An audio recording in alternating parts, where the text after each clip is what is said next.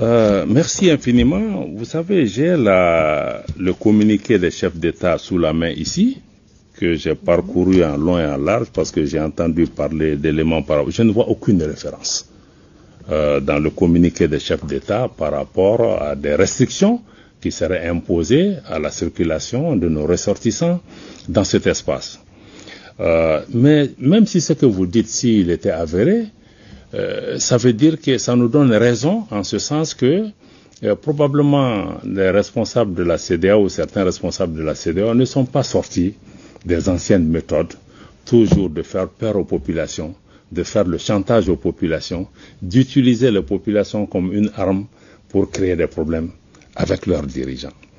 Donc aujourd'hui, nous pensons que nos populations ne doivent pas servir de bouclier. En tout cas, pour ce qui concerne l'AES, nous sommes dans une autre dimension, nous sommes dans une autre dynamique qui est celle de la fraternité, de la solidarité et de l'amitié entre les peuples. Et dans ce contexte, toutes les populations africaines sont les bienvenues dans notre pays et je voudrais, au nom des plus hautes autorités du Mali, rassurer nos compatriotes que tout est mis en œuvre par les plus hautes autorités pour pouvoir protéger et appuyer apporter toute l'attention nécessaire à nos ressortissants qui vivent dans les autres espaces autour de nous.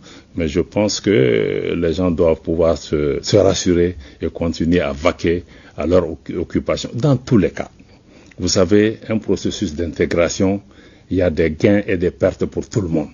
Mais nous devons travailler à minimiser l'impact pour nos populations et c'est à ça que s'attellent nos autorités.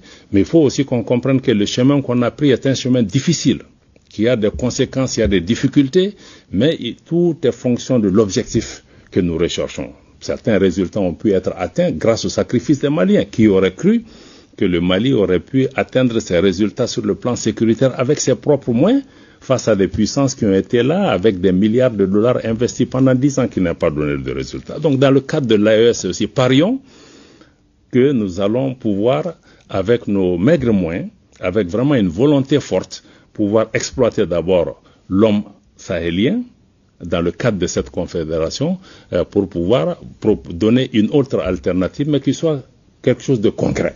Pas un rêve qu'on vend aux gens, mais quelque chose de concret et dont nos citoyens commenceront à voir le bénéfice à court, moyen et long terme.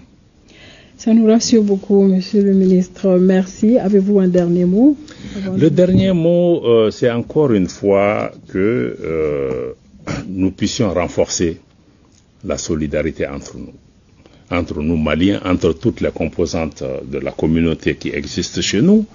C'est vrai, la sécurité est une dimension essentielle, nous y travaillons, mais nous devons comprendre que personne ne viendra nous sauver à notre place et que nous devons travailler nous-mêmes. Il y a un prix à payer pour chaque choix, nous devons pouvoir avancer.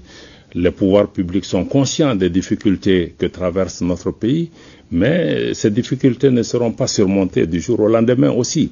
Donc nous devons pouvoir maintenir le cap pour faire en sorte que nous travaillons dans un pays, nous arrivons à avoir un pays en sécurité, un pays stable, un pays où la prospérité est partagée, où les dirigeants communiquent en toute transparence aussi avec les populations sur les difficultés et qu'on puisse se mobiliser pour trouver ensemble des solutions qui préservent notre pays.